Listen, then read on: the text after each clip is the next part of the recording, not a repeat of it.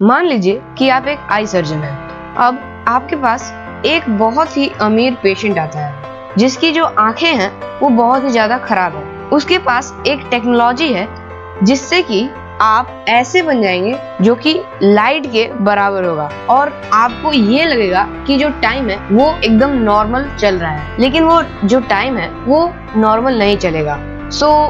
अब आपको इस अमीर आदमी के जो कि आपका पेशेंट है उसके आंखों को ठीक करना है, और ऐसा रियल लाइफ में करने के लिए आपको सबसे पहले आई के बारे में जानना जरूरी है। हेलो फ्रेंड्स, मेरा नाम है रमेश और आप देख रहे हैं स्टूडेंट्स लर्निंग प्लेस। आज के इस वीडियो में हम ये ही जानने वाले हैं कि हमारा जो आई है वो हमारे ब्रेन तक इमेज को कैसे पहुंचाता है, और जो बाकी सब पूरी दुनिया को हम देख रहे हैं वो देख पाते और हम उसे अपने दिमाग से प्रोसेस कर पाते हैं, पढ़ सकते हैं और बाकी सब चीजों को देख सकते हैं। सबसे पहले आई जो है वो एक बॉल जैसा है जो कि 1 इंच का है। उसके ऊपर एक उभार होता है जिसे कहते हैं हम कॉर्निया। ये ट्रांसपेरेंट होता है, ये जर्म्स को आंख के अंदर जाने से बचाता है। कॉर्निया के बाद आता है एक्वस ह्यूमर। एक्वस ह्यूमर जो होता है वो वाटर लाइक सब्सटेंस होता है जो कि लाइट के लिए पास करने के लिए एक मीडियम होता है, जिससे कि लाइट जो है वो थोड़ा सा रिफ्रैक्ट हो जाता है। एक्वस ह्यूमर के बाद एक कलर्ड सब्सटेंस आता है जिसे कहते हैं हम आइरिस। आइरिस जो होता है वो अलग अलग लोगों में अलग अलग कलर का होता है। ये आइरिस है वो उसके बीच में एक होल होता है जिसका साइज को कंट्रोल करता है, और उस होल को कहते हैं हम प्यूपिल। प्यूपिल जो होता है वो लाइट अंदर एंटर होने के अमाउंट को चूज करता है। जैसे कि मान लीजिए कि आप बहुत ही लाइट वाले रूम में गए या अपने छत पे गए दोपहर के टाइम पे, तो आप देखेंगे कि आपकी जो प्यूपिल्स हैं वो बहुत ही सिकुड़ जाती हैं, कम हो जाती हैं साइज में। तो ये इसीलिए होता है क्योंकि जो ज्यादा लाइट होती है उसमें ज्यादा हीट होता है। तो अगर ज्यादा लाइट आपके आंखों के अंदर एंटर होगा तो अंदर के सेल्स को वो डैमेज कर सकता है। इसीलिए जो प्यूपिल है वो दोपहर के समय में छोटा हो जाता है, और अगर आप किसी अंधेरे रूम में जाएंगे तो वहां पे देखेंगे कि जो प्यूपिल्स हैं वो बहुत ही ज्यादा स्ट्रेच हो जाते हैं। ये इसीलिए होता है ताकि जो अंदर वाले डार्क रूम है उसमें ज्यादा से ज्यादा आप लाइट कैप्चर कर पाए। प्यूपिल्स के बाद आता है हमारा लेंस।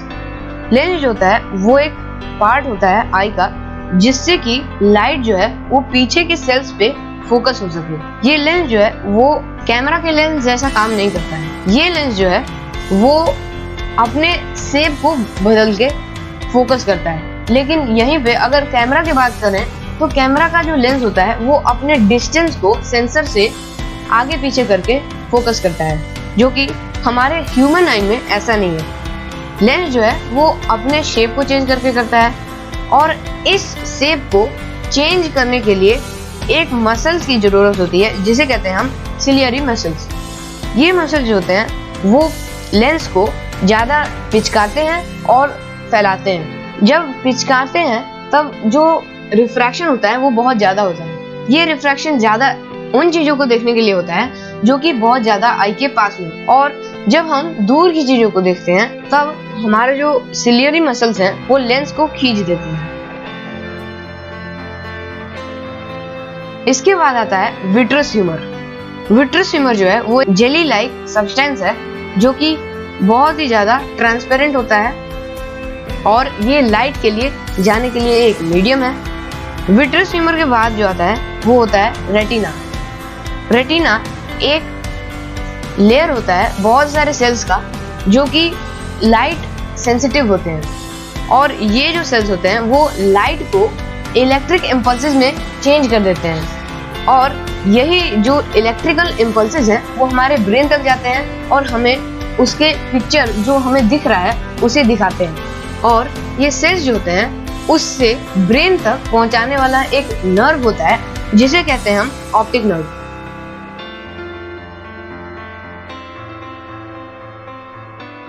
अब हम आई के डिटेल्स पे आते हैं। सबसे पहले है कॉर्निया। कॉर्निया जो है वो एक ट्रांसपेरेंट सब्सटेंस है जिसके ऊपर बहुत सारे केमिकल्स हैं जो कि आई को इन्फेक्शन होने से बचाते हैं।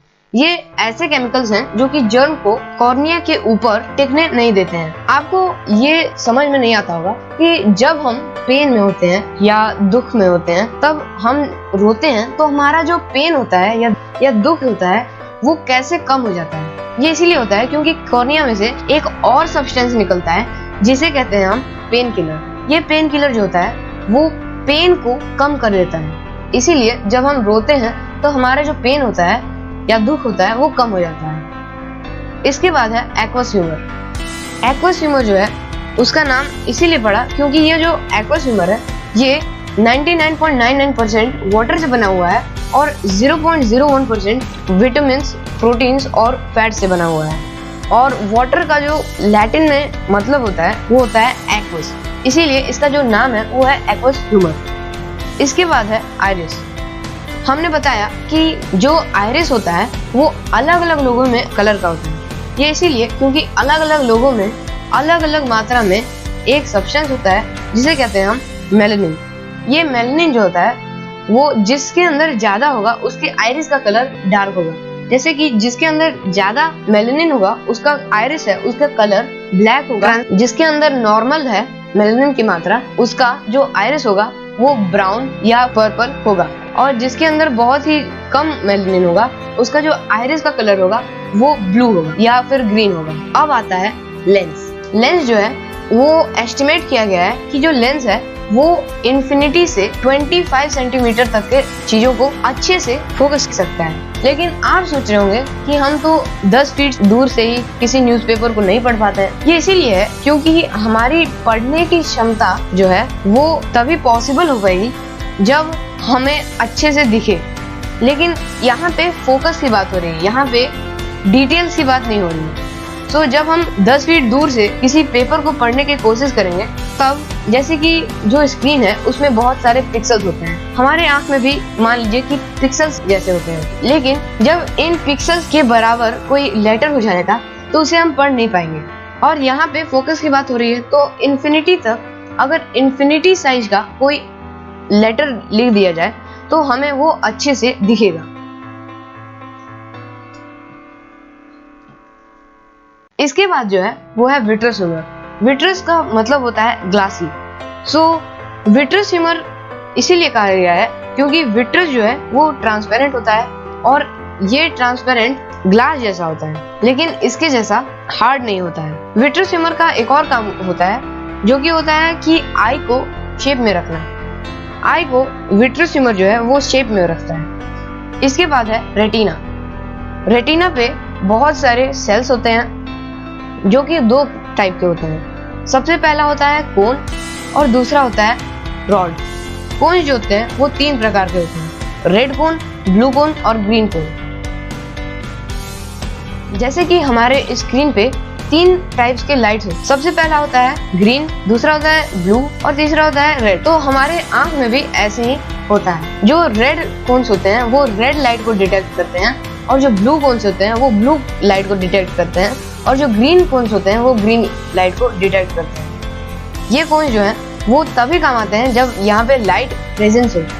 जब लाइट कम होगा तो इनकी एफिशिएंसी भी कम हो जाएगी। इसके बाद जो है वो है रॉड। रॉड जो होता है वो मेनली जब लाइट कम होता है तब रॉड्स की जरूरत पड़ती है।